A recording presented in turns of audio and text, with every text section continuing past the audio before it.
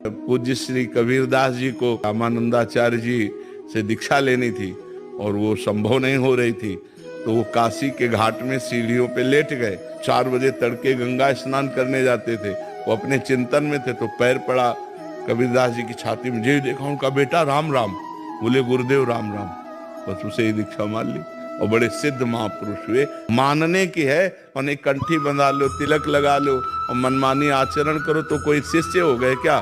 तो जैसे कहा जाता है राधा राधा रटो, अब मान लिया राधा राधा, ये हमारे गुरुदेव और इनके मुख से निकला हुआ राधा नाम, हो गई दीक्षा।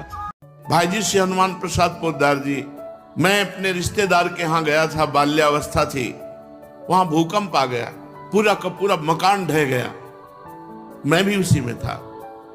तो देखा एक दीवार इतनी, उसके ऊपर पत्थर, उसके ऊपर एक घरौंदा बन गया और मैं बच गया।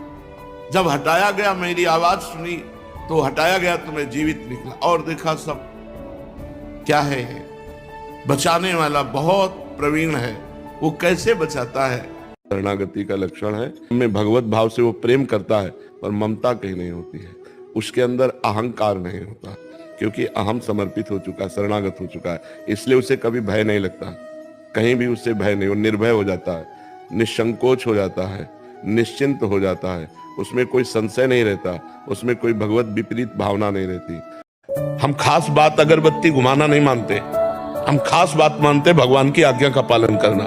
थोड़ी देर अगरबत्ती और आरती के मनमानी आचरण के कभी भगवान प्रसन्न होने वाले नहीं। भगवान की आज्ञा का पालन करते हुए अपने कर्तव्य का पालन करो, नाम जप करो, भगवत प्राप्ति ना हो जाए तो हमें बताना।